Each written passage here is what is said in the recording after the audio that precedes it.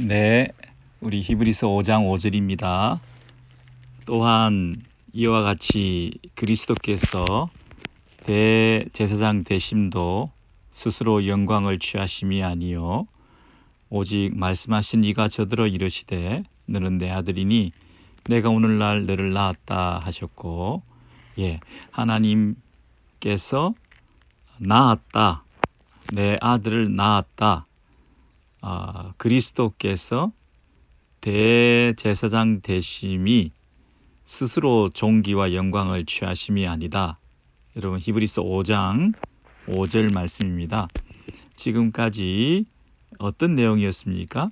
지금 그리스도께서 대제사장 되신다 하는 이 얘기를 하고 있는데요. 또한 이와 같이 그랬으니까 그 윗구절에 누구와 같이 그것을 살펴봐야 되겠습니까? 네, 구약시대에 제사장들이 어떻게 제사장이 되었는가, 5장 1절 이하에 여러분 4절까지 그 내용이 나와 있는데요. 구약시대는 제사장이 누가 되었습니까? 네, 아론의 계열을 통해서 제사장이 그 역할을 맡지 않았습니까? 그래서 이 종기는 4절에 아무나 스스로 취하지 못하고 오직 아론과 같이 하나님의 부르심을 입은 자라야 할 것이니라 그랬습니다. 여러분, 아론이 그렇게 자격이 있는 사람은 아니었습니다. 금송아지 숭배를 하고 또 하나님 앞에 불경한 죄를 짓고 우상을 숭배하고 했던 이런 기회주의자였고 많이 부족한 사람이었습니다마는 하나님께서 곧이어서 그런 죄에도 불구하고 그 아론을 통해서 너의 후손들 가운데 이 제사장을 삼겠다 하는 이런 약속을 주셨고, 이제 그 아론의 계열을 통해서 대제사장들이 이렇게 생겨나게 되었습니다. 그래서 참 이것은 은혜다. 자격이 있는 것이 아니라 은혜로 부르셨기 때문에 스스로 내가 하겠다 이렇게 해서 할 수 있는 게 아니라는 거죠. 여러분, 세상의 많은 정치인들이나 또 지도자들은 내가 하겠다, 내가 결정하고 내가 출마를 결심하고 내가 이 길로 가겠다, 그러다 보니까 내가 낫다, 내가 자격이 있다, 내가 우월하다, 내가 다른 사람보다 더 뛰어나다, 이것을 증명하느라고 자기가 스스로 자기의 영광과 존귀를 취하는 수밖에 없죠. 그런데 이 직분은 스스로 아무나 내가 하겠다고 할 수 있는 것이 아니라 하나님께서 전적으로 선물로, 은혜로 주어진 자격으로 하나님의 신적 기운을 가지는 콜링으로, 소명으로 하나님이 부르셔야 이 일을 할 수 있다 하는 것에 대해서 말해주는데요. 그래서 두 가지 자격이, 대제사장은 두 가지 자격이 있어야 되는데, 첫 번째는 하나님이 부르셔야 된다는 것이고, 두 번째는 사람들과 공감할 수 있어야 된다. 그래서 그것이 5장 1절, 2절, 3절에 나와 있는 대로 사람 가운데서 취한 자이므로 그랬습니다. 대제사장마다 첫 번째, 사람 가운데서 취한 자이므로, 사람의 입장에서 사람을 알고 사람의 약함과 연약함과 부족함과 유혹당함과 자신의 그 모든 내면에 있는 것들을 경험해 본, 사람으로서 경험할 수 있는 그 모든 것들을 잘 대변할 수 있는 제사장이 되기 위해서는 사람 가운데서 취한 자여야 된다 그랬습니다. 그리고 사람을 위해서 이 일을 하는 것입니다. 사람 가운데서 취한 자이므로 하나님께 예배드리고 제사드리는 그 일을, 누구를 위해서? 하나님께 속한 일을 사람을 위해서 이 일을 하는 사람이죠. 그래서 5장 2절에 무식하고 미혹한 자를 능히 용납할 수 있다는 것입니다. 인간의 그 무지하고 또 분별력이 없고 또 유혹당하고 시험 들고 하는 이 모든 인간의 연약한 것들을 다 제너러스하게, 관대하게 다 품어주고 용납할 수 있는 그런 이유가 자기도 연약에 쌓여 있기 때문에, 자기도 사람이기 때문에 제사장으로서의 역할을 할 수 있다는 거죠. 공감할 수 있기 때문에 그들을 도울 수 있는 거죠. 자, 그래서 제사장의 자격이 뭐라고요? 하나님의 부르심을 받아야 되고, 그 다음에 인간들과 공감할 수 있어야 되고, 그랬습니다. 그런데 이 인간 제사장이 가지고 있는 치명적인 약점은 자기도 이런 사람이기 때문에, 연약하기 때문에, 미혹당하기 때문에, 죄가 있기 때문에 3절입니다. 이러므로 백성을 위하여 속죄제를 드림과 같이 또한 자기를 위하여 드리는 것이 마땅하다 그랬죠. 인간 대제사장이 가진 한계가 바로 이것입니다. 그런데 그리스도가 대제사장 되시는 것은 5절 이하에 하나님의 부르심을 받았다는 면에서 똑같이 스스로 영광을 취한 것이 아니다 하는 대목이 먼저 나오죠. 그리고 그분이 스스로 영광을 취하고 스스로 대제사장이 되신 것이 아니라 하나님께서 부르셔서 하나님께서 맡기신 일이라 하는 면에서는 똑같죠. 그런데 그분이 죄가 없다. 그리고 연약함을 체휼하셨다. 그러나 죄는 없다.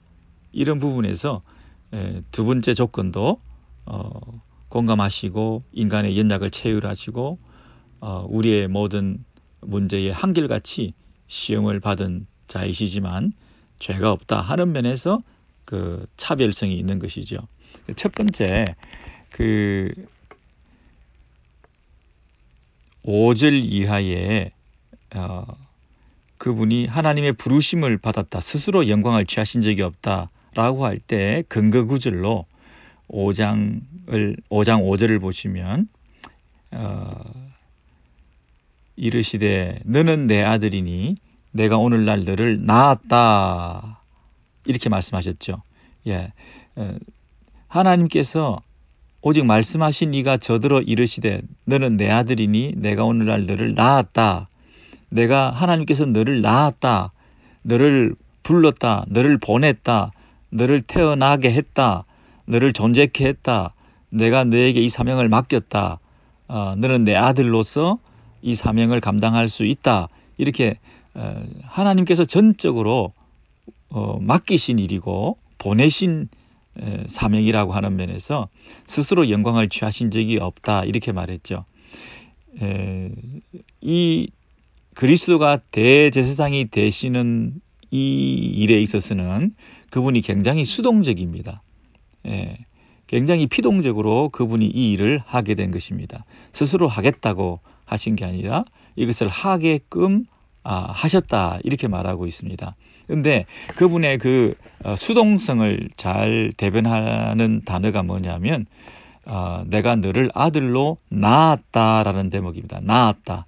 여러분 어린아이가 태어나면서 그것만큼 수동적인 게 어디 있습니까? 내가 스스로 나왔다 이렇게 말할 수는 없는 거죠. 생명조차도 그 소명조차도 그 사명조차도 역할조차도 내가 그 일을 하겠다고 자격이 있다고 말한 적이 한 번도 없이 전적으로 그분의 부르심으로 태어났다. 여러분 아이가 태어나는 것만큼 수동적인 게 없다. 그죠? 피동적인 게 없다. 전적인 하나님의 부르심의 결과라는 것을 제일 잘 설명하는 구절이 내가 오늘날 너를 낳았다. 이 대목이겠죠. 그래서 구약의 그 많은 성경 구절 중에서 이 시편 2편에 있는 이 말씀을 선택해서 내가 너를 낳았다. 성부 하나님께서 성자 예수 그리스도를 이 땅에 보내셨다 하는 그런 면에서 그의 보내심은 그를 부르신 것은 전적인 은혜였다 하는 것을 두 번, 세 번 강조하고 있습니다. 그러나 동시에 이것은 갑자기 쑥 나았다 이런 뜻은 아니죠. 그만큼 오랜 세월이 걸렸고 또 오랫동안 기다렸던 그리고 이 해산의 수고가 따랐던 잉태의 수고와 그리고 출산의 고통이 따랐던 그 모든 과정 속에서 때가 참에 이 아들이 이 땅에 와서 그 역할을 대제사장의 역할을 감당하게 되었다 하는 것이죠. 여러분 갑자기 애를 낳아라 그러면 그 여성분들이 애를 그 고통 때문에 못 낳는다 그러잖아요.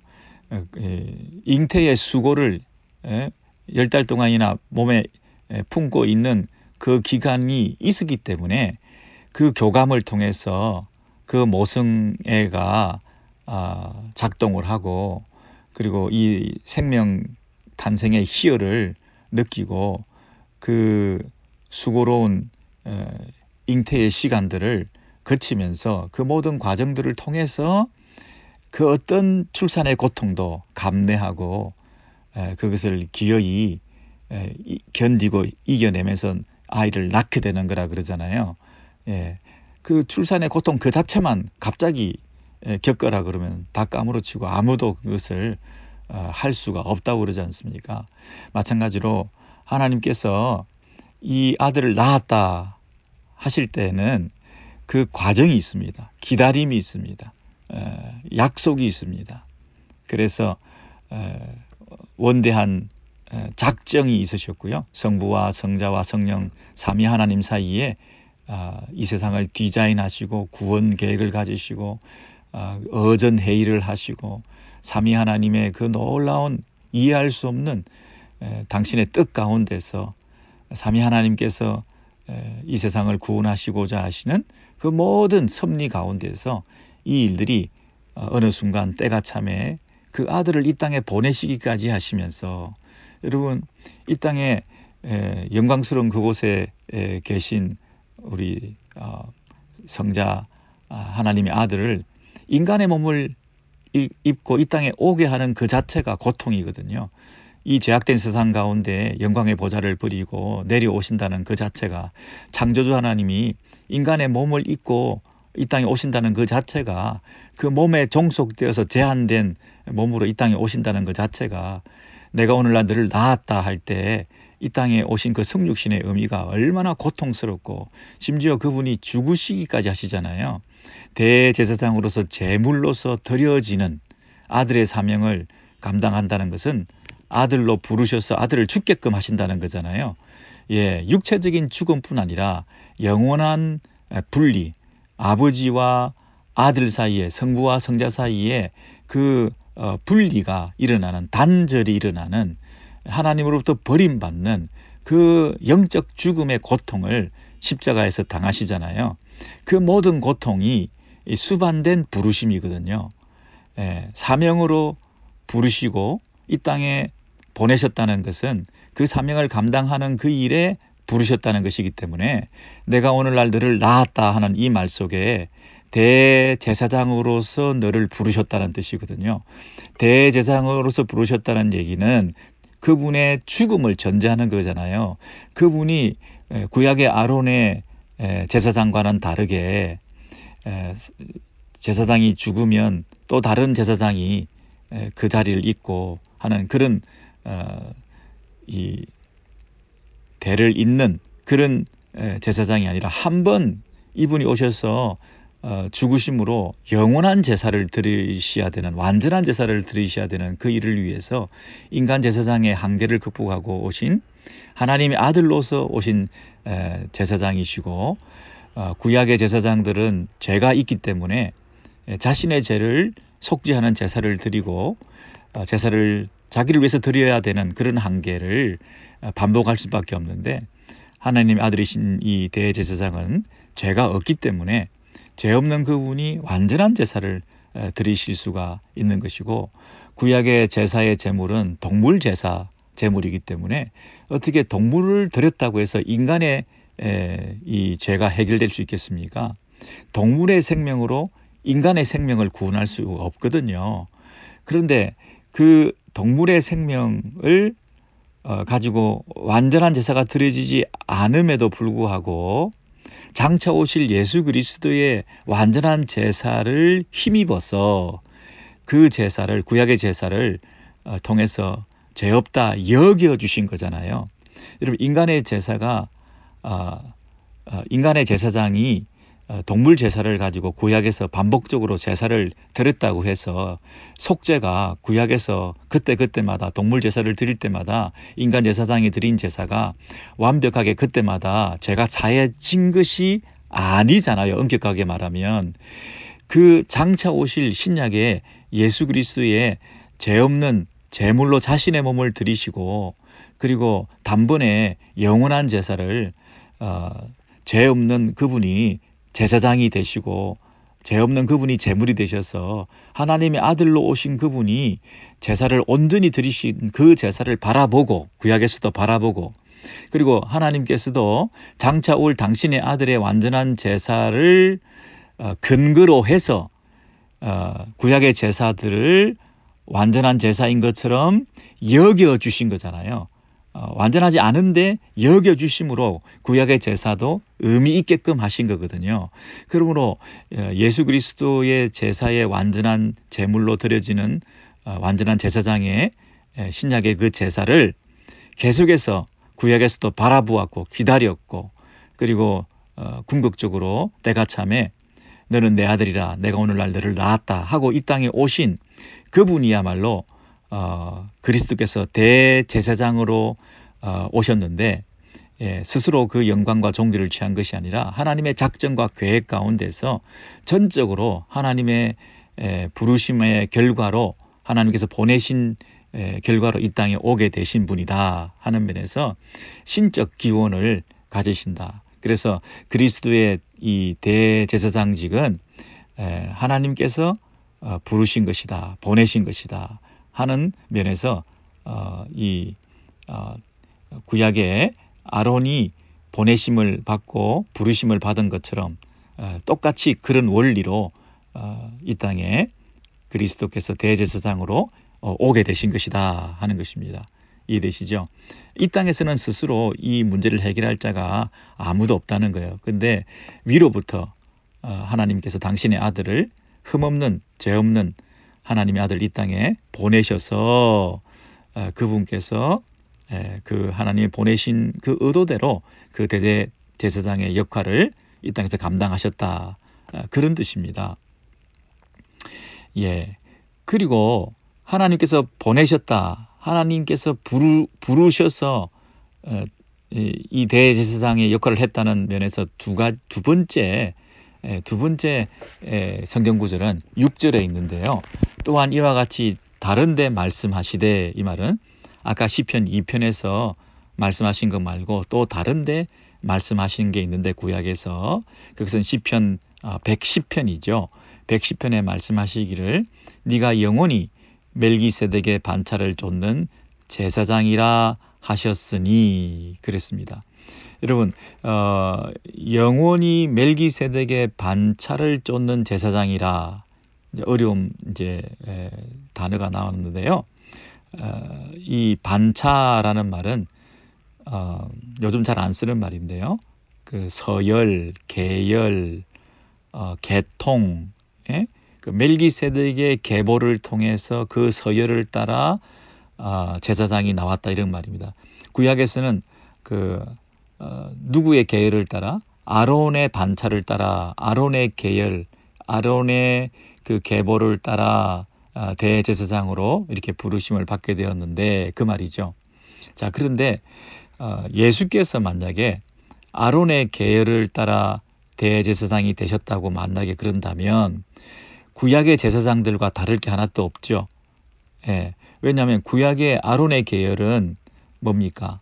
인간 대제사장이지 않습니까? 인간이 가지고 있는 죄성과 한계, 연약성, 인간 제사장이 가지고 있는 한계를 그는 또 다른 자기를 위한 속죄 제사를 드려야 되는 그런 한계를 가진 제사장이었는데 예수 그리스도는 그런 계열과 다른 멜기세덱의 반열을 따라 그 계보를 통해서 제사장으로 오셨다는 것입니다. 근데 멜기세덱이라고 하는 것은 영원히 멜기세덱의 반차를 쫓는 제사장이라 이런 면에서 나중에 7장에서 우리가 살펴보겠습니다마는 이 멜기세덱의 그 기원, 신분, 존재 이런 것이 신적 기원을 가지는 사람이었지 않습니까? 창세기 14장에 나오는 그 멜기세덱의 그 등장 자체가 굉장히 신비롭고, 그리고 그 소속과 그의 족보가 이런 것이 없는 그런 한 독특한, 정말 유일무이한 한 이 멜기세덱의 그 인간 존재, 그 멜기세덱의 그 어떤 그 정체라는 말이 제일 좋네요. 멜기세덱의 정체가 참 뭐라고 단정 지을 수 없는 신적인 그런 존재였던 것을 알 수 있거든요. 멜기세덱이라는 인물이 가지고 있는 그 정체가 단순한 그 인간의 계보가 아닐 수 있다고 하는 모호성을 구약에서부터 이미 가지고 있었거든요. 그래서 그 멜기세덱을 아론과 구별해서 그 아브라함이 멜기세덱에게 11조를 바친 적이 있습니다. 그래서 그 제사장에게 바친 그 11조 개념을 가지고 멜기세덱의 그 영원한 제사장으로서의 아론과의 그 차별, 아론과의 그 분리된 어떤 영원성과 무죄성을 여기서 의미하면서 예수님의 그 제사장의 기원은 멜기세덱의 반차를 쫓아된 제사장이다, 아론의 계열이 아니다, 이렇게 분리를 시키고 있는 것이에요. 나중에 이것에 대해서 우리 7장에 가서 좀 더 우리 자세히 살펴보겠습니다. 일단 여기서 말하고자 하는 것은 뭐냐면, 대제사장은 두 가지 자격이 있어야 되는데, 인간과 공감할 수 있어야 되고, 두 번째는 하나님의 부르심을 받아야 되는데, 이 예수 그리스도께서도 대제사장으로서 그 자격을 갖추고 있다는 것입니다. 그래서 그분은 하나님의 부르심을 받았다는 면에서 두 가지 성경 구절을 인용하면서 시편 2편과 이 시편 110편을 인용하고 있습니다. 하나님의 부르심을 받았다. 근데 좀 궁금한 것은 뭐냐면, 여러분이 잘 아시는 바와 같이 시편 2편은 열왕들 가운데서, 열방들 가운데서 내가 너를 왕으로 불렀다 하는 것이거든요. 우리가 살펴봐야 되겠습니다. 여러분 시편 우리 2편으로 가보시겠습니다. 시편 2편으로 가셔서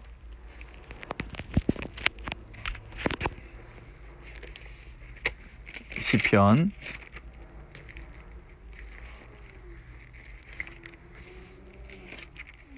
구약성경 우리 시편 2편에 가셔서 805면입니다. 어차피 우리 시편 110편도 봐야 되니까 넘어오셔가지고요.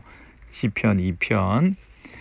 어찌하여 열방이 분노하며 민족들이 허사를 경영하는 것, 세상에 군왕들이 났으며. 여러분, 군왕들, 그죠? 그래서 6절을 보십시오. 6절에 그때의 분을 6절입니다. 내가 나의 왕을 내 거룩한 산 시온에 세웠다 하시리로다. 여기서 내가 나의 왕을 세우는 거잖아요. 그리고 7절입니다. 내가 영을 전하노라. 여호와께서 내게 이르시되 너는 내 아들이라. 오늘날 내가 너를 낳았도다. 아까 그 2장 7절 말씀이 그대로 나오죠. 여호와께서 너는 내 아들이라. 오늘날 내가 너를 낳았다. 이렇게 말씀하셨고, 왕이다 이렇게 말씀하셨고요. 9절에 내가 철장으로 저희를 깨뜨리며 질그릇같이 부수리라. 질그릇같이 부순다, 철장으로 깨뜨린다. 이게 전쟁 상황에서 이 열방들을 깨뜨리고 이기고 승리하는 이 일을 누가 감당하느냐면, 내가 왕을 세웠다, 내 아들이라, 내가 너를 낳았다. 이 왕으로서 등극하신 하나님의 아들이 이 전쟁에서 승리한다는 그 얘기가 시편 2편에 나오고 있거든요.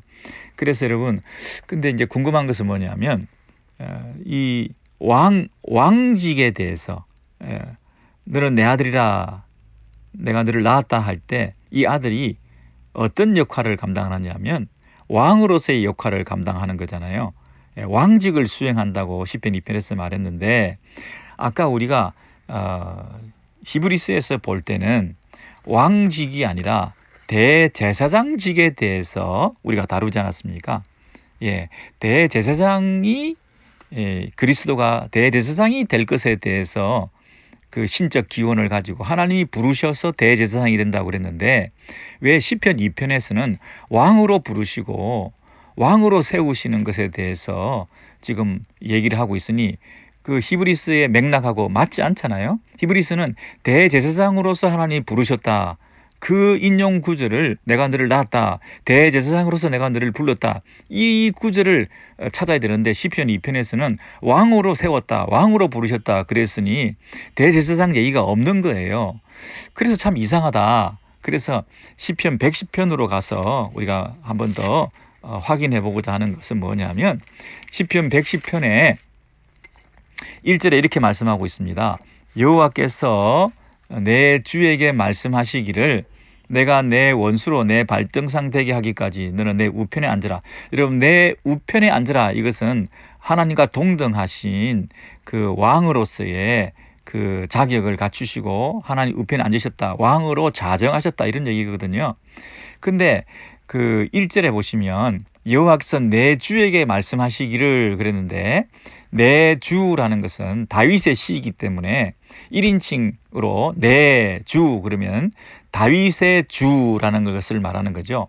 여호와께서 다윗 나의 주에게 말씀하시기를 그러면 여기 세 인격이 있는 거죠. 두 사람이 있는 게 아니라 내라고 한 다윗이 있고 다윗이 나의 주라고 하는 고백하는 또 어떤 분이 계시고 주라는 분이 계시고 그 다음에 여호와라는 분이 또 하나님이 계셔서 내 주에게 지금 말씀하고 있는 거잖아요. 그러니까 여호와 하나님께서 성부께서 다윗 나의 주라고 하는 그 주에게 말씀하셨다 이렇게 얘기를 하는 거죠. 그래서 다윗이 구약시대 때부터 이미 나의 주라고 이렇게 말을 했다는 겁니다. 그죠? 예. 그러니까 장차 오시게 되는 주 메시아 그리스도 그분이 구약에서부터 다윗의 주로 계셨다는 것입니다. 여러분 한때 유대인들이 예수님에게 이렇게 서로 질문을 주고받은 적이 있습니다. 당신은 누가 그리스도입니까? 누가 다윗이 바리새인들에게 그죠? 다윗의 자손이라는 말을 물으면서 바리새인들이 흔히 가지고 있는 그 메시아 개념에 대해서 서로 예수님과 질문한 적이 있지 않습니까? 바리새인들에게 이렇게 물었죠. 너희는 그리스도에 대해서 어떻게 생각하느냐? 그리스도가 누구의 자손으로 오느냐? 그 당시 사람들은 다 다윗의 자손으로 온다고 그렇게 말을 했죠.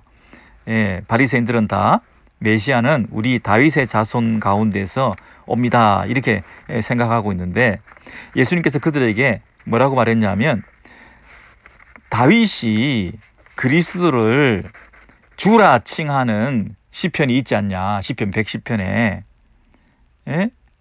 다윗이 자신의 그 메시아 그리스도 주 되심에 대해서 이미 시편 110편에서 말하고 나의 주라고 그리스도에 대해서 말한 적이 있는데 어떻게 그리스도가 다윗의 자손이 될 수 있느냐는 거죠. 바리새인 너희들은 다윗의 자손이 메시아가 된다고 얘기를 하는데 다윗의 자손이 아니라 다윗이 자기가 그 그리스도 메시아를 향해서 나의 주라고 얘기했는데 다윗의 자손으로 오는 메시아만 기다리고 있으면 안 된다라고 힐난하시면서 이 시편 110편을 인용하신 적이 있으시지 않습니까? 물론 다윗의 자손으로 오시는데요.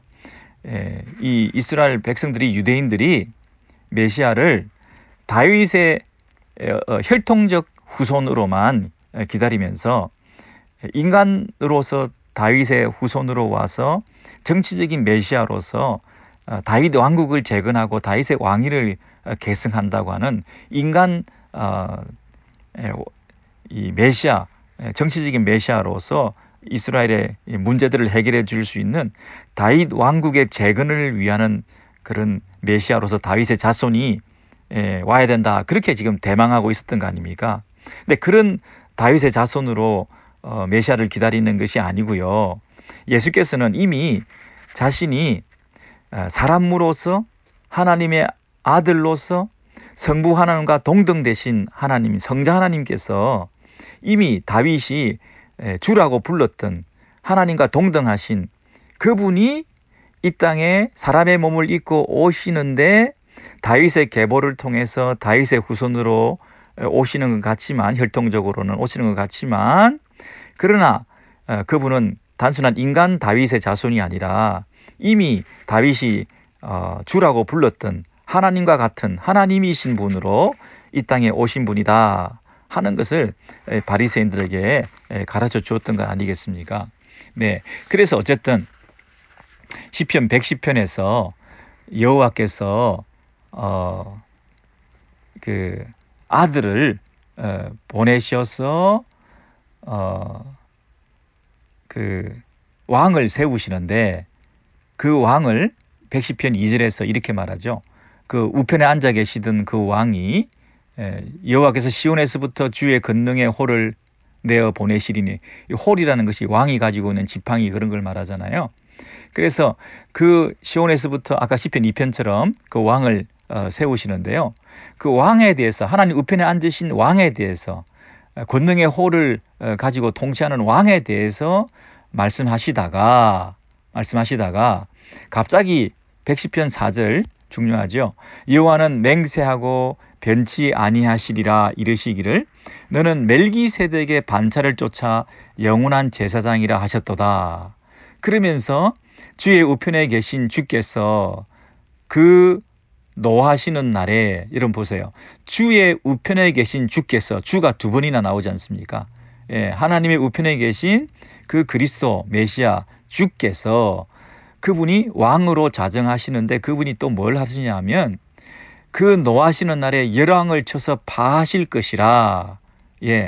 열왕을 쳐서 승리하시는 그 전쟁의 성격이 뭐냐 하면, 그분이 치르시는 전쟁은 이 땅의 그 어떤 전쟁보다 큰 전쟁이요, 위험한 전쟁이요, 이기기 힘든 전쟁인데, 그 전쟁을 6절입니다. 열방 중에 판단하여 시체로 가득하게 하시고 여러 나라의 머리를 쳐서 파하시며 길가의 시냇물을 마시게 하시고, 그리고 그 시냇물을 마시고 인하여, 길가의 시냇물을 마시고 인하여 그 머리를 드시리로다. 모든 전쟁을 치르시고 승리하셨다는 것을 얘기를 하지 않습니까? 자, 그래서 이 중요한 포인트는 뭡니까? 지금까지 잘 이해가 안 되셨던 분들도 지금부터 이해하시면 됩니다.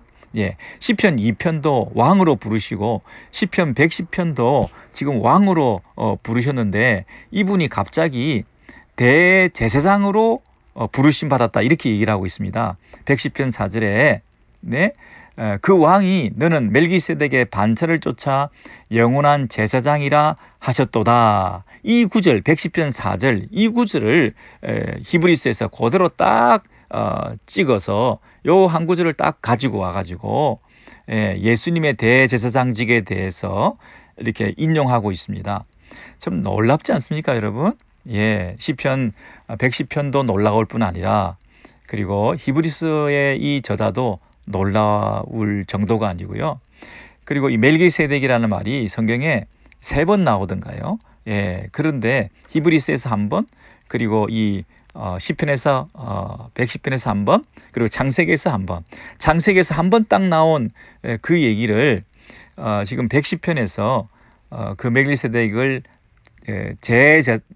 대제사장이라고 이렇게 언급을 하는데, 그 장차 올 그 왕이 이 멜기세덱의 계열을 따라 오게 되는 영원한 제사장으로서의 왕으로서 오게 된다, 이 얘기를 하는 거거든요. 이해되십니까? 왕을 세우는데, 이 아들을 왕으로 세우는데, 이 왕이 하게 되는 건 뭐냐면 제사장의 역할을 하게 된다는 것입니다.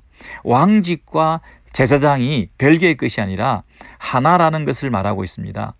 왕을 세우는데 그 왕은 어떤 역할을 하느냐 하면 제사장의 역할을 한다는 것입니다. 이 왕은 전쟁을 치르는데 어떤 전쟁을 치르느냐 하면 이 세상의 열방들을 물리적으로, 군사적으로, 정치적으로 통치하는 그분의 왕으로서의 통치가 아니라 이분의 통치와 다스림과 자기 백성들을 건지고 자기 백성들을 살리고 자기 나라를 자기 나라를 세우는 그 역할을 하는 이 왕은 자기 나라를 어떻게 세우고 자기 나라 백성들을 어떻게 모으고 자기 나라 백성들을 어떻게 건져내고 자기 나라 백성들을 어떻게 보호하느냐 하면 제사장으로서 그 역할을 감당한다는 것입니다. 제사장이라는 얘기는 뭐냐면 자기 백성들을 위해서 자신이 대신 제사를 드리는 거거든요.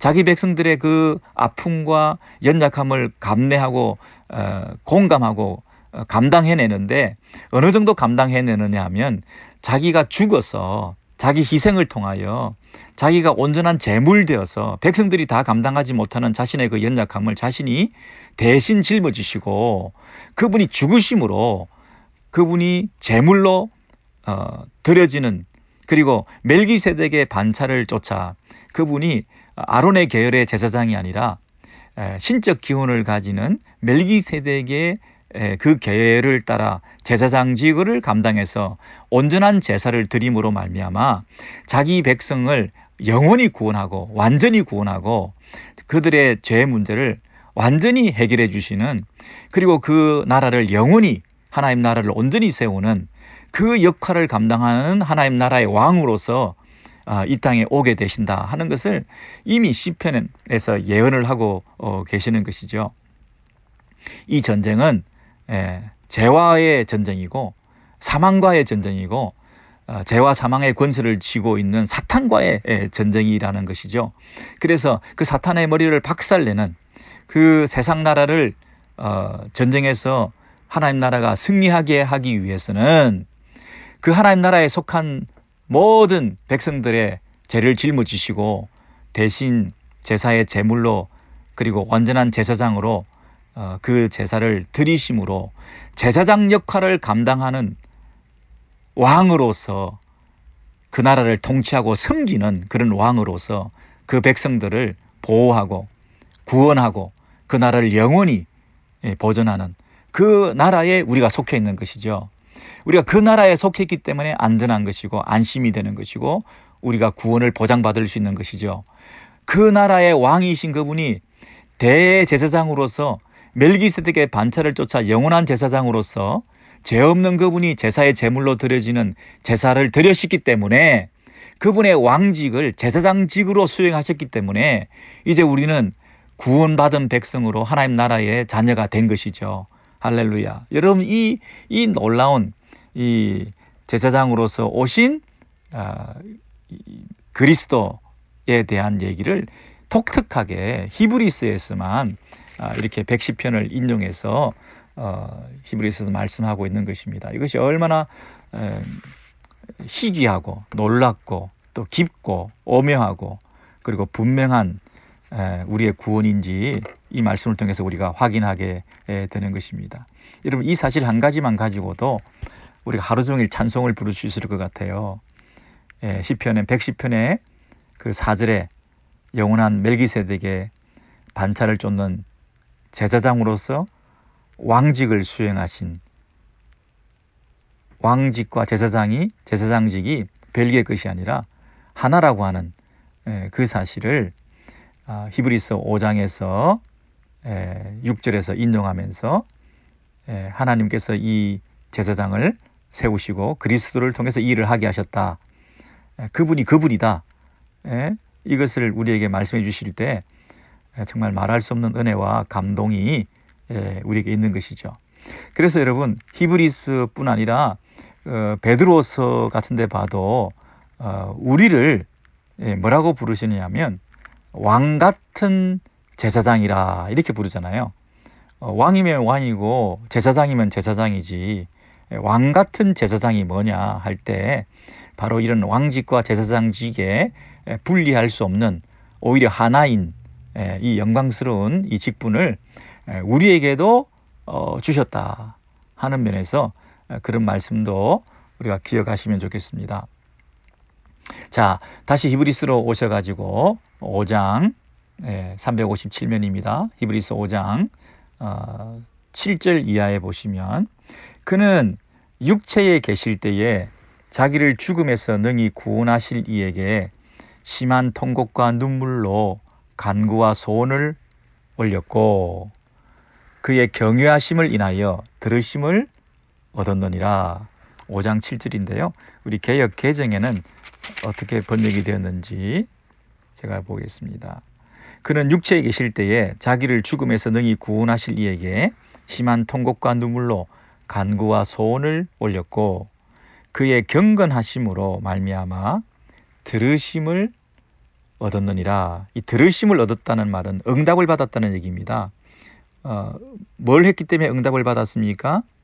기도했기 때문에 심한 통곡과 눈물로 간구와 소원을 올렸는데 그 기도를 올렸더니 그 응답을 해주셨다는 거죠. 근데 어떻게 응답을 해주셨냐면 그의 경건하심으로 말미암아 그랬습니다. 여러분 개역개정은 경건하심이라고 조금 번역이 그런데요. 그의 경외하심을 인하여 이것이 더 아름다운 번역 같습니다. 그분의 그 경외하심이라는 건 뭐냐면 전적인 복종과 존중, 그 하나님께 대한 전적인 복종, 전적인 존중, 전적 순종, 그분을 전적으로 인정해드리는 이 경외하심을 인하여 우리 기도의 응답을 받게 되었다는 것인데요. 여러분 기도 응답을 어떻게 받는다고요? 우리 하나님에 대한 경외하심이 있어야 된다 이렇게 말했는데 두 가지 중요한 것은 심한 통곡과 눈물로 간구와 소원을 드렸다 그랬습니다. 우리가 기도에 있어서 첫 번째는 통곡, 크게 부르짖는 거죠. 크게 통곡 부르짖는 것과 눈물로 눈물 뿌리면서 간절히 간구하고 탄원을 드렸다. 소원을 아렸다. 탄원으로 번역하는 게 더 좋습니다. 간절한 기도와 탄원을 올렸고 여러분 여기에서 두 가지 기도에 있어서 꼭 기억해야 될 것은 뭐냐 하면 시급성입니다. 시급성. 간절성과 시급성. 간절하다는 건 뭐냐면 다른 데 길이 없기 때문에 이것만 붙든다는 것입니다. 다른 방법이 있다면 뭐 이렇게 시급하고 간절하게 드릴 필요가 없죠. 그런데 절박한 마음을 가지고 시급한 마음을 가지고 오직 한 가지 방법밖에 없기 때문에 우리 하나님 앞에 나와서 크게 부르짖고 눈물을 뿌리면서 기도하는 것이거든요. 이런 간절성과 시급성, 급한 게 없으면 기도 안 하죠. 그리고 이분만 이 소망이다라고 하는 간절함이 없으면 다른 데 가서 딴짓하겠죠. 그런데 유일한 길이다, 다른 방법이 없다 하는 그런 절박함과 그리고 더 늦기 전에 그리고 지금이 아니면 길이 없다, 너무나 지금 절실하다 하는 시급한 이런 마음을 가질 때 우리가 크게 통곡하고 눈물 뿌리면서 우리가 간구와 소원을 올릴 수밖에 없지 않겠습니까? 그런 자세가 우리에게 많이 부족한 것 같습니다. 아직도 여유가 너무 많고 아직도 널널하고 아직도 그렇게 절박한 것이 없는 그런 여유만만한 이런 신앙생활을 우리가 하고 있다. 정말 눈물이 없고 크게 부르짖는 것이 없고 그냥 조곤조곤하고 그렇게 뭐 큰 고통이 없이 그렇게 아주 점잖게 우리가 기도하고 있다는 얘기는 뭐냐면 아직 급한 것이 아니구나, 아직 절실한 것이 아니구나, 정말 이 하나님께 드리는 이 기도만이 유일한 길인 것을 안다면 여기에 매달리고 여기에 붙들리고 여기에 자리를 지키고 여기에 이 자리를 벗어나지 말고 계속 그곳에서 기다리고 계속 그 자리를 지키고 또 그곳에 나아오고 하는 이런 기도에 열심이 있어야 되는데 그런 면에서 이 통곡이 없고 눈물이 없다는 것은 우리 기도의 생활에 좀 회개해야 될 부분이 있는 거죠. 그에 반해서 예수님께서는 우리에게 그 기도의 본을 보이셨는데 그분이 육체에 계실 때에 그 말입니다. 그분이 육체에 계실 때 이 땅에 살아 계시는 동안에 여러분 그가 하나님께서 우리를 위해서 내 아들을 내가 오늘날 너를 낳았다 그러지 않습니까? 예, 낳았다. 그분이 이 땅에 오셨을 때뿐 아니라 이 땅에 오신 이후에 계속해서 이 땅에 계실 때에도 그 말이죠. 그가 육체에 계실 때에도 그분이 누구에게 기도를 했냐면 자기를 죽음에서 능히 구원하실 이에게 기도했다 그랬습니다. 여러분, 자기를 죽음에서 능히 구원하실 이 말은 무슨 뜻인가요? 이분이 제사장이라고 하는 맥락에서 이 죽음을 이해하셔야 됩니다. 이해되시죠? 멜기세덱의 반차를 쫓는 제사장으로 이 땅에 오셨는데 제사장이 오셔서 해야 될 일은 그냥 종교인으로 제사나 드려주면서 그렇게 존경받으면서 스스로 영광과 존귀를 취하면서 이렇게 살아가는 예수 그리스도가 아니라 그분은 제사장으로서 오신 분으로 완전한 제사를 드리기 위해서 자신이 제물되어서 자신이 죽음으로 하나님께 올려드려지는 완전한 제사를 드리러 오신 분이잖아요. 대제사장으로서 자신의 몸을 제물로 드려야 되는 분으로 오신 분이시잖아요. 그러므로 이 땅에 그분이 계실 때에 항상 뭘 생각한다고요? 자신의 죽음에 대해서 생각하는 거죠. 예, 그래서 자신이 제물로서 온전히 드려지게 되는 그 죽음의 제사를 드리는 데 있어서 능히 구원하실 이에게 자기의 죽음을 염두에 두고 이 땅에서 자신의 그 제물로 받으시는 그 하나님 앞에서 이 죽음의 의미가 뭔지, 이 죽음의 효과가 무엇인지, 이 죽음을 통해서 이루실 구원이 누구에게 미치게 될 것인지, 그리고 이 순종을 통하여 이 죽음에 이르도록 하는, 왜 유혹받지 않았겠습니까? 살아계시는 동안에 피하고 싶고 잔을 피하고 싶고 회피하고 싶고 더디게 가고 싶고 안 하고 싶고 할 수만 있다면 안 하고 싶고 안주하고 싶고 편하고 싶고 인기에 영합하고 싶고 많은 사람들한테 박수 받고 싶고 하는 이 편한 길이 얼마나 많이 있었겠습니까? 그런데 이 죽음의 길을 걸어가야 되는 이 예수께서는 그 죽음을 늘 염두에 두시고 그 모든 유혹에서 견디시도록 그 모든 시험을 견뎌나가시도록 그래서 이 모든 고난을 통해서 이 죽음에 이르는 이 길을 걸어가시도록 끝까지 순종하시도록 경외하심을 인하여 이게 뭡니까? 끝까지 복종하고 끝까지 순종하고 끝까지 그분 앞에서 그 말씀을 인정해드리고 그분의 그 뜻을 잊어버리지 않고 그분을 두려워하고 그분의 걸어가신 그 걸음 한 걸음 한 걸음을 죄 없이 유혹받지 않고 온전히 그분 앞에 믿음으로 살아가는 이 전 삶이 육체에 계시는 전 삶이 제물로서 온전히 흠없이 드려지는 준비 과정이었지 않습니까? 그분이 흠없는 제사의 제물로 드려져야 되는데 그분이 하나님의 아들로 이 땅에 오셨지만 육체에 계시는 동안에 죄를 짓고 여러분 고난을 당할 때 시험을 당할 때 유혹을 당할 때 자신이 신적 본능과 신적 능력을 사용해서 그것들을 다 이겨내 버리셨으면 우리의 연약함을 체휼하지 않으신 분이 되시잖아요. 근데 그분이 어려움을 당하실 때 신적 능력을 사용하지 않으시고 여전히 기도로 그것을 다 이겨내셨다는 거예요. 기도로. 여러분 고난을 이기고 문제를 해결하는 그리고 유혹을 떨쳐내는 유일한 길 한 가지가 있는데 하나님 앞에 나아가서 심한 통곡과 눈물로 간구와 소원을 올리심을 통해서 하나님께서 이 모든 것들을 감내하고 이겨내게 하셔서 죄짓지 않고 그 모든 과정을 통과하셔서 인간의 모든 연약함을 체휼하심으로 이제 그 고난을 극복하고 심지어 죽음까지도 그분이 이겨내시고 죽도록 끝까지 순종하심으로 그 하나님의 뜻에 온전히 순종하심으로 죄를 짓지 않고 온전히 순종하심으로 흠없는 제물로 드려지는 그러나 그 죽음을 통해서 능히 구원하실 분 죽음 가운데서 나를 살려내실 분 그분에 대한 온전한 신뢰를 가지고 그 중보자로서 대제사장으로서 이 땅에 육체에 계시는 동안에 그 걸음을 제사의 제물로 드려지는 제사의 온전한 제물로서 온전한 대제사장으로서의 제사장으로서의 그 흠없는 제사를 온전히 집전하기 위해서 그 죽음의 제물로 자기를 온전히 드려지는 그 십자가의 제사를 드리는 그 일을 위해서 계속해서 기도와 간구로 통곡과 눈물로 그것들을 감당해내셨다는 것입니다.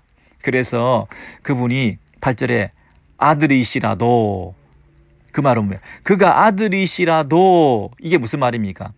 그분이 하나님의 아들이시면서도 신성을 사용하지 않으셨다는 뜻이죠.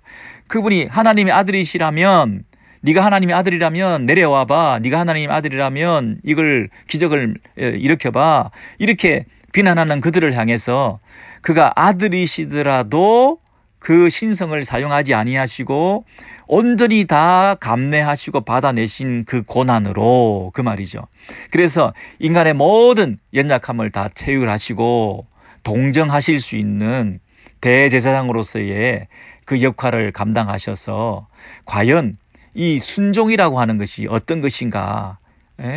고난으로 순종함을 다 배워서, 여러분, 이분이 배우기 전에는 무지했다 이런 뜻이 아니라 그분이 스승으로 오시고 랍비로 오시고 가르치는 지도자로 오셨는데 이분이 배우는 사람으로 오셨다, 이런 단순한 이런 오해가 아니라 그분이 순종함을 배워서 온전하게 되었다, 이 말은 뭡니까? 그분이 대제사장으로서의 자격에 도달하셨다. 그분이 하나님의 아들로서 신성을 사용하지 않고 인간의 연약을 체휼하시고 온전히 순종하심으로 그분이 인간을 완전히 공감해내시는 대제사장으로서의 그 자격을 득하셨다는 거죠. 그분이 고난으로 순종함을 배워서 비로소 대제사장으로서 자격을 가지게 되는, 온전하게 되는, 그분이 온전하게 되었다는 것이 무슨 도덕적 흠이 있어서 원래 흠이 있었는데 온전하게 되었다는 것이 아니라 대제사장으로서의 완전한 자격 요건에 도달하신, 인간의 연약함을 온전히 공감하신, 중간에 좀 힘들다고 그 고난을 끝까지 감당하지 않고 쉽게 그 고난을 이기는 방법을 택하셨다면 그분이 대제사장으로서 온전해지신 게 아니죠. 왜냐하면 인간의 연약함을 온전히 공감할 수 없는 분이기 때문에. 그렇잖아요. 근데 대제사장으로서의 인간에 대한 공감을 완전한 동정과 완전한 체휼을 통해서 그분이 온전하게 되었은즉 자기를 순종하는 모든 자에게 영원한 구원의 근원이 된다. 이 구절을 이렇게 말씀하실 수가 있죠. 자기를 순종하는 모든 자에게 영원한 구원의 근원이 된다. 이제 그분이 대제사장으로서 우리에게 진정 구원을 온전히 가져다 줄 수 있는 그 사명을 감당하셨다는 거죠. 인간 제사장이거나 아론의 계열에서 생긴 제사장이라면 영원한 구원을 우리에게 주지 못하죠. 그리고 모든 자에게 온전한 영원한 구원을 줄 수가 없지 않습니까? 그런데 이분이야말로 그 하나님의 부르심을 받고 제사장으로서 이 땅에 오셨을 뿐 아니라 그리고 인간의 모든 연약을 끝까지 온전히 감내해내셔서 공감하심으로 우리에게 대제사장으로서 완전한 구원을 주실 수 있는 대제사장으로서 그 역할을 감당하셨다. 그래서 우리가 이분을 붙들면, 우리의 대제사장이신 이분을 붙들면 우리의 구원이 보장될 수 있는 거죠. 우리의 대제사장이 하나님이 부르신 분이 아니고 자기 스스로 자기가 대제사장 역할을 한다고 했으면 우리가 이분을 믿을 수가 없죠. 왜냐하면 구원은 하나님으로부터 임하는 것이고 우리의 문제는 하나님으로부터 죄 용서를 받는 것인데 이 구원을 받는 것도 우리 편에서는 아무것도 할 수 없기 때문에 구원의 방법조차도 하나님으로부터 기원된 방법으로 구원의 가능성이 모색되고 열려지는 거잖아요. 우리 마음대로 구원을 얻겠다라고 우리 방식으로 우리가 사람을 내세우고 우리가 변호사를 내세우고 우리 방식으로 이 제 문제를 우리가 해결하겠다고 우리 편에서 시작하면 이거 출발부터 틀린 것이에요. 전적으로 은혜이기 때문에 하나님의 방식으로, 하나님이 보내시는 분에 의해서, 하나님이 해결하는 방식으로, 그 방식으로만 우리에게 구원의 길이 열리게 되는 거지 않습니까? 그런데 그 구원의 길이 열리기 위해서는 하나님께서 보내시는 분, 전적으로 그분이 오셔서 대제사장적 역할을 감당하시는, 그리고 온전히 우리의 연약함을 채울하신 그분이, 그분 자신도 이 땅에 계실 때 자기 문제를 해결하기 위해서 심한 통곡과 눈물과 간구와 소원을 가지고 주님 앞에 끝까지 복종하시고 순종하심으로 그 일들을 경험하셨던, 아들이시더라 하더라도 고난으로 순종함을 배워서 온전하게 되었은즉 자기를 순종하는 모든 자에게 영원한 구원의 근원이 되셨다. 이 말씀의 의미를 아시겠죠? 네, 여러분 10절에 보시면 하나님께 멜기세덱의 반차를 쫓은 대제사장이라 칭하심을 받았느니라. 그렇죠? 그래서 비로소 아론의 반차가 아니라 멜기세덱의 반차를 쫓은 대제사장이라, 이렇게 하나님의 인정을 받게 되는 유일한 한 분, 우리의 진정한 대제사장은 바로 그리스도 예수밖에 없다는 얘기를 하는 것이죠. 그런데 문제는 이제 그 멜기세덱의 반차에 대해서 독자들이나 청중들이 도대체 그게 뭐지 하는 분들이 생기잖아요. 자, 그래서 이 11절부터 멜기세덱에 관하여 좀 말을 해야 되겠는데, 가만히 이 말을 하려고 보니까 청중들이 수준들이 준비가 좀 안 된 것 같아.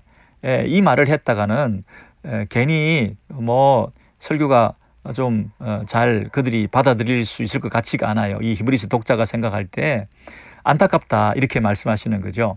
이 멜기세덱에 관해서는 구약에서부터 이미 얘기가 돼 왔었고, 그리고 조금만 이 정신을 차리고 그 아론의 계열과 멜기세덱의 계열에서 대제사장이 오는 것에 대해서, 그 차이에 대해서 생각을 하면, 그렇구나, 그리스도 예수의 대제사장직은 멜기세덱의 반차로부터 오는 것이구나 하는 것들을 충분히 이해할 수 있어야 되는데, 아론의 계보로부터 오는 인간 대제사장으로서는, 그리고 그들이 드리는 동물 제사를 가지고는 완전한 구원을, 제사장직을 완전히 수행할 수 없다는 것을 우리가 잘 알게 될 텐데, 그런 부분에서 좀 설명이 필요한데 잘 알아듣는 것이 힘들 것 같아, 이런 생각을 한 것이에요. 그래서 11절부터 멜기세덱에 관하여는 우리가 할 말이 많으나 너희의 듣는 것이 둔함으로 해석하기 어려우니라.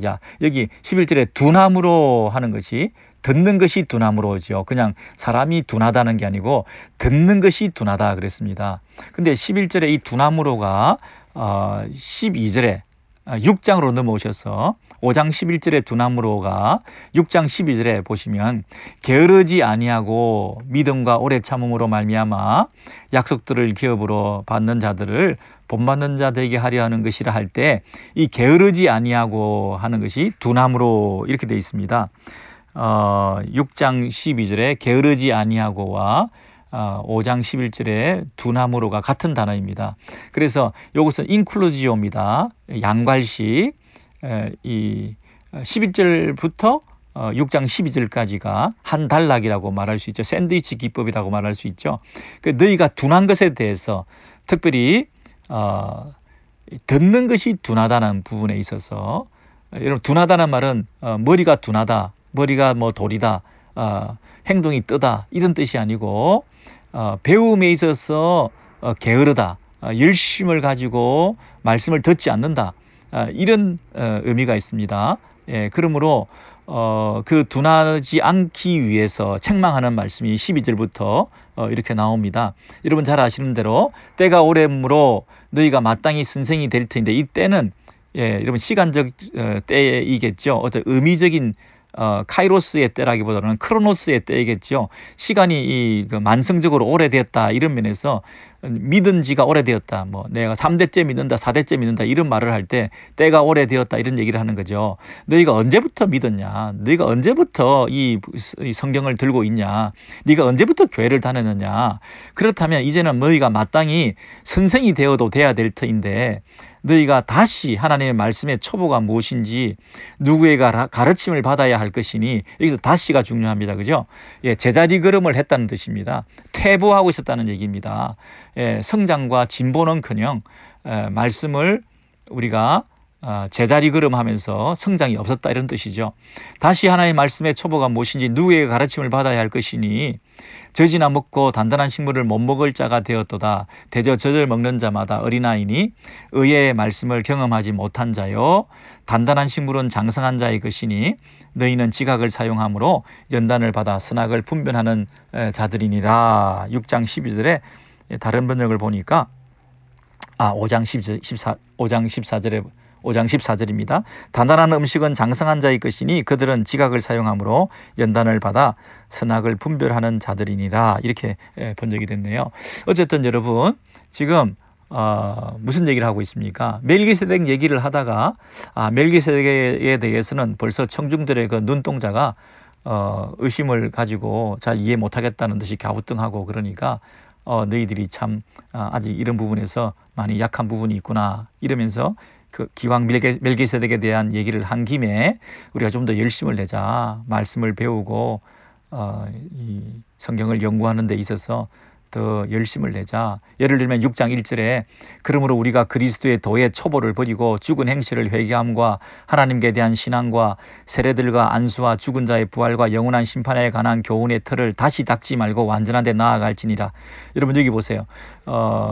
초보적인 이 기독교 그리스도의 가르침의 도의 초보가 어떤 것입니까? 네?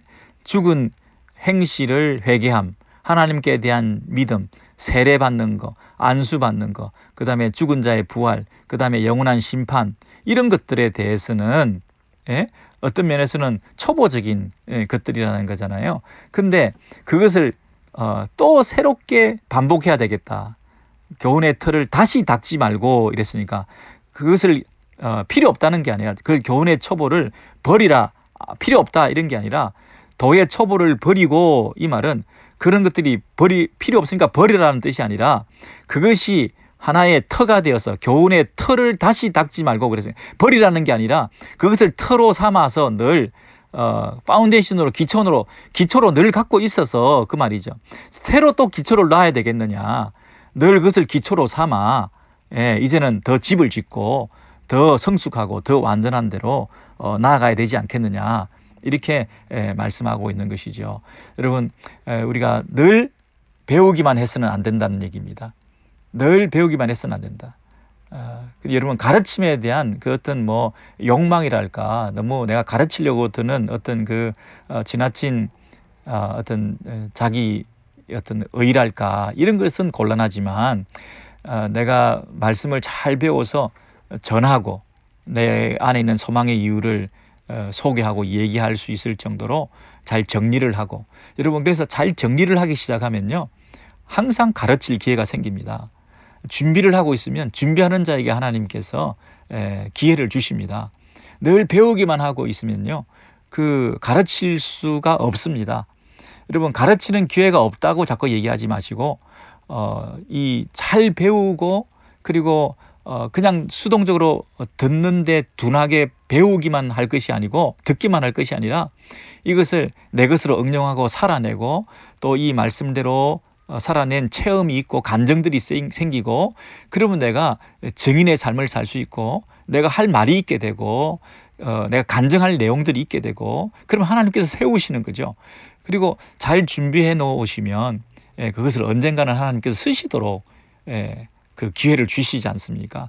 그러니까 준비가 필요합니다. 그래서 여러분 이렇게 오늘 히브리서 공부를 하는 것도 잘 배우는 것도 여러분이 잘 정리하셔서 다음에 우리가 히브리서 1장부터 이렇게 순에서 가르치시든지 자녀들에게 가르치시든지 선교지에서 가르치시든지 그리고 개인적인 성경 공부를 통해서 다른 분들에게 이렇게 쉐어링을 할 때라든지 그래서 이 본문이 해석이 이런 뜻이다. 우리가 잘 이해하고 있고 지금은 또 잊어버릴 수가 있는데 노트한 것을 다시 이게 보시면서 이런 것이 이런 의미였구나라고 알게 되시고 그리고 제가 설명해드린 게 완벽하지 않을 수도 있기 때문에 또 이 말씀을 계속 애드 하시면서 보충해 가시면서 이렇게 정리해 가시면 정말 여러분께서 가르치는 자로 선생으로 그렇게 세워져서 하나님 앞에 말씀의 종으로 이렇게 동력할 수 있게 되지 않겠습니까? 여러분 어쨌든 오늘 이 6장 3절까지, 6장 3절까지 우리가 5장 5절부터 우리가 살펴봤는데요. 하나님께서 이 말씀들 가운데서 한 말씀이라도 부딪힘이 있고 마음에 깨달음이 있고 또 어떤 확신이 생기고, 그래서 이 말씀의 능력으로 또 한 주간도 승리하시는 여러분 되시기 바랍니다.